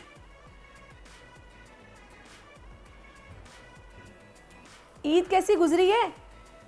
बहुत अच्छी गुजरी है, ज्यादातर तो सोते हुए गुजरी है और ये क्या बात हुई, ईद तो एक साल के बाद आती है, वो भी सोते हुए गुजार दी आपने? नहीं, आधी सोते हुए, आधी गोश्त बनाते हुए, कुर्बानी करते हुए, खाने बनाते हुए, कलेजियां भूनते हुए। ये सारा सब कुछ हुआ। चले जी, ज़बरदस्त। अच्छा, इस वक्त मेरे साथ स्टूडियोज़ में बड़े ज़बरदस्त मेहमान मौजूद हैं। इनकी एज भी बहुत ज़्यादा नहीं है, 14 साल की उम्र में इन्होंने जनाब मेडल्स की भरमार है इनके पास, और अपना लोहा मनवा रहे हैं। और आगे नवंबर में अमेरिका जॉर्जन में जहाँ पे डिबेट और ये लिखने का एक मुकाबला होता है जिसमें दुनिया भर से लोग आएंगे और उसमें पार्टिसिपेट करेंगे। इनके कार्ड्स आप निकालेंगी। अमीर हमजा पांजरी नाम है इनका। क्या फ्यूचर देख रही हैं आप? इनका क्या स्टार क्या है? स्टार क्या है नहीं पता। होरोस्कोप का, होरोस्कोप कभी नहीं जाना। डेट ऑफ बर्थ क्या है? 25 Feb 2009। 25 Feb 25 Feb। ओके, फिर इनका जेमिनाई हुआ ना, जेमिनाई होगा। कार्ड तो बड़े अच्छे हैं इनके। और देखें यहाँ पर 6 ऑफ वॉन्ड्स का कार्ड है, सक्सेस का कार्ड होता है। इन्होंने अपनी जिंदगी में काफी जो है स्ट्रगल तो की है, लेकिन कुछ ऐसा भी होता है कि अल्लाह की तरफ से कुछ लोगों को एक तोहफा मतलब मिलता है। तो एक गॉड गिफ्टेड ये सलाहियत उनके अंदर है, और पैशन बहुत है इनके अंदर, काम करने का जज्बा बहुत है, हार्ड वर्किंग ये बहुत है। यहाँ पर 6 ऑफ वॉन्ड्स का कार्ड है, कामयाबी का कार्ड है। तो जिस भी काम का इरादा करेंगे और मेहनत करेंगे, इनको जरूर कामयाबी होगी, क्योंकि इनकी किस्मत बहुत अच्छी है, इनकी लक जबरदस्त है माशाल्लाह से। बात है। और इनका जो नंबर बन रहा है 25 नंबर है, स्पिरिचुअल नंबर होता है। सही। तो ये स्पिरिचुअल, मैंने कहा ना कि ये जबरदस्त। इसका मतलब है कार्ड्स बहुत अच्छे हैं अमीर हमजा के। स्टैंड बाय मुआहदा हो गया जनाब IMF का हमारी हुकूमत के साथ। सुपर टैक्सेस लग गए, महंगाई मजीद बढ़ गई है। कब हालात बेहतर होंगे, कुछ बताएंगी? देखिए, लास्ट टाइम भी सैरिश मैंने यही प्रेडिक्शन की थी कि आप पे पूछा था कि मुआहिदा वगैरह होगा या नहीं होगा, तो मैंने यही कहा था मुआहिदा होगा, लेकिन IMF की जो शराइत होंगी, टर्म्स एंड कंडीशंस बहुत टफ होंगी, और हमें वो चीज़ें, ज़ाहिर है हमारी मजबूरी है, हमारी इकोनॉमी जो है वो इतनी ज़्यादा जो है वो इस काबिल नहीं है कि हम सर्वाइव कर सकें। तो बिल्कुल वही हुआ है। और IMF देखिए यहाँ पे आगे जहाँ तक आप कह रही हैं कि हालात कब बेहतर होंगे, अब मैं क्या कहूँ आपको। यहाँ पे 2 ऑफ सोर्ड्स का कार्ड है, परेशानी का कार्ड है, डिस्टर्बेंस का कार्ड है, अवाम का भी कार्ड है कि अवाम की तरफ से बहुत यहाँ पर परेशानी इफेक्ट होगा IMF का। यहाँ पर 3 ऑफ वॉन्ड्स का कार्ड है, फिर 10 ऑफ पेंटिकल्स का कार्ड है। तो हालात थोड़े कारोबारी हवाले से बेहतर होंगे। मुल्क में पैसा तो आता हुआ नजर आ रहा है। काफी अरसे से जो बिजनेस जो है बहुत ज्यादा स्लो चल रहा है और बिजनेस नहीं हो रहा है, काफी सारी चीजें जो है वो बंद पड़ी हैं। तो वो चीजें जो है वो बेहतर होना शुरू हो जाएंगी। एटलीस्ट जो बिजनेसमैन है, बिजनेस कम्युनिटी है, उसको फायदा जरूर होगा। चलिए जी, अल्लाह बेहतर करे, ऐसा ही हो कि चीज़ें आगे चलकर बेहतरी की तरफ जाएं। मुझे ये लगता है कि इलेक्शन होंगे तो चीज़ें बेहतर हो जाएंगी अब की निस्बत। अब जनाब होरोस्कोप की तरफ आ जाते हैं। क्विकली ज़रा बता दें कि सितारे क्या कह रहे हैं। जी, एरीज की बात करते हैं। बुर्ज हुमल की स्ट्रेंथ का कार्ड है, और एरीज वालों को थोड़ा सा मतलब चीज़ों में उनकी रुकावटें आ सकती हैं। सफ़र या कारोबार कर रहे हैं, जॉब कर रहे हैं, या रिलेशनशिप में भी थोड़ी रुकावटें होंगी, लेकिन ये है कि अगर आप कोशिश करते हैं और डिटर्मिनेशन आपकी है तो आपकी ये रुकावटें भी दूर हो जानी है, आपकी परेशान नहीं होना है। टॉरस का जो है वो जस्टिस का कार्ड है, तो चीज़ें अपनी बैलेंस करें, अपनी सेविंग्स करें, अपना जो है कारोबार में तवज्जो दें, और अपना जो पर्सनल लाइफ है उस पर भी आपने तवज्जो देंगे तो चीज़ें बेहतर होंगी। जेमिनाई वालों के लिए ट्रैवल नज़र आ रहा है, सफ़र हो सकता है, बहुत सारे लोगों के साथ मुलाकातें, मीटिंग्स हो सकती हैं। तो एक बड़ा मसरूफियत वाला आने वाला टाइम नज़र आ रहा है जेमिनाई वालों का। उसके बाद जो है कैंसर वालों के लिए थोड़ी सी चीज़ें स्लो हो सकती हैं, लेकिन आपकी चीज़ें चलती रहेंगी। जिसमें बिजनेस हो सकता है, आपकी जॉब हो सकती है, जॉब स्विच करना चाहते हैं, ट्रैवल करना चाहते हैं, थोड़ी बहुत रुकावटें आएंगी, लेकिन थोड़ी बहुत रुकावटों के बाद जो है काम आपका हो जाएगा। कैंसर के बाद लियो है, लियो वालों के लिए थोड़ा अच्छा टाइम नजर आ रहा है, specially personal life, love life, relationship में एक बेहतरी नजर आ रही है। बच्चों के साथ, घर वालों के साथ टाइम स्पेंड करते हुए नजर आ रहे हैं। यहाँ पर उनके लिए भी ट्रैवलिंग नजर आ रही है। वर्गो वालों के लिए कोई कॉन्ट्रैक्ट उनको मिल सकता है, कोई कमिटमेंट हो सकती है। शादी के भी काफी वर्गो वालों के चांसेस नजर आ रहे हैं। लिब्रा वालों के लिए थोड़ा जो भी फैसला करें सोच समझ के करें और प्रैक्टिकल फैसला ज़रूरी है। जज्बात में आके आपने कोई भी काम नहीं करना है, चाहे जॉब है, चाहे कारोबार है या आपकी पर्सनल लाइफ है। लिब्रा वालों के लिए थोड़े से मुश्किल हालात हो सकते हैं, कोई काम शुरू कर सकते हैं लेकिन शायद वो आपकी मुश्किलात का शिकार होगा, लेकिन ऑब्वियसली एक टेम्परेरी एनर्जी होती है। लिब्रा वालों के पास पैसा जरूर आता हुआ नजर आ रहा है। आपने कोई इन्वेस्टमेंट की है तो जरूर उसका जो है वो अच्छा रिजल्ट आएगा। स्कॉर्पियंस के लिए थोड़ा सा स्ट्रेस नजर आ रहा है, अपनी हेल्थ का ख्याल रखिए। सेहत आपकी थोड़ी डाउन हो सकती है, सर की दर्द की तकलीफ या ब्लड प्रेशर का इशू हो सकता है, नींद की कमी हो सकती है, तो स्कॉर्पियंस को अपनी हेल्थ का ख्याल रखना है। सेजिटेरियस वाले थोड़ा डबल माइंडेड हो सकते हैं अपनी जॉब को लेके, बिजनेस को लेकर या अपनी लव लाइफ को लेकर, तो मतलब डबल माइंडेड हो सकते हैं। कैप्रिकॉर्न वालों के लिए एक अच्छा टाइम नजर आ रहा है, स्पेशली उनकी personal life, love life, relationship, कोई दोस्त उनका बन सकता है, शादी के काफी कैप्रिकॉर्न वालों के चांसेस नजर आ रहे हैं, लव मैरिज के भी काफी चांसेस नजर आ रहे हैं। एक्वेरियस वालों के लिए भी मुझे ट्रैवलिंग नजर आ रही है, बिजी रहेगा ये आने वाला टाइम और स्ट्रगल बहुत नजर आ रही है, बहुत मेहनत करते हुए नजर आ रहे हैं लेकिन अचीवमेंट जरूर है, कामयाबी उनको जरूर मिलेगी। पाइसेस वालों की कोई विश पूरी होती हुई नजर आ रही, कोई ऐसी ख्वाहिश चाहे वो शादी से रिलेटेड हो या किसी दोस्ती से रिलेटेड हो, कारोबार से रिलेटेड हो, जरूर पूरी होगी, लेकिन उसको पैसे जो हैं वो पाइसेस वालों के बहुत खर्च होते हुए नजर आ रहे हैं। तो सही, बहुत शुक्रिया आपका Unsa, thank you so much for your time. मैं आरिफ साहब आपका भी और अमीर हमजा आप दोनों का शुक्रिया अदा करूंगी और इसके साथ ही नाजरीन मैं इस नोट के साथ आपसे इजाज़त चाहूँगी कि प्लीज़ खाना आपने जो है ना वो कम खाना है, गोश्त आप ही का है, आप ही की फ्रिज में है, थोड़ा थोड़ा करके खाएं और बाकियों को भी खिलाएं, अकेले ही नहीं खाना आपने वरना बीमार हो जाएंगे। इसके साथ ही मुझे इजाज़त दीजिए, अल्लाह हाफ़िज़। आजकल ज़िंदगी ही सुबह आउट ऑफ कंट्रोल है, दुनिया बोल है, पूरी दुनिया बोल है। बड़ी ईद की खुशियों में बोल ने दिया अपने अवाम का साथ, अवामी शिकायत पर बोल ने उठाई आवाज। उधर पेशावर में आलाइशों को ठिकाने लगाने के लिए WSSP का खुसूसी ऑपरेशन शुरू हो गया है, जिसमें 3259 एहलकारों समेत 683 गाड़ियां हिस्सा ले रही हैं। बोल की खबर पर इदारों ने भी कसली कमर, लिया एक्शन। लाहौर में मुख्तलिफ मकामात पर आलाइशें जो है वो हमें सड़कों पर दिखाई दे रही थी, लेकिन उसके बाद जो LWMC है उनका अमला जो है वो उसके बाद फील्ड में निकला और उसके बाद आलाइशों को हटाने का सिलसिला जो है वो शुरू कर दिया गया, क्योंकि बोल है पाकिस्तान का नंबर 1 न्यूज चैनल। सब्सक्राइब करें और बेल दबाएं ताकि कोई खबर रह न जाए।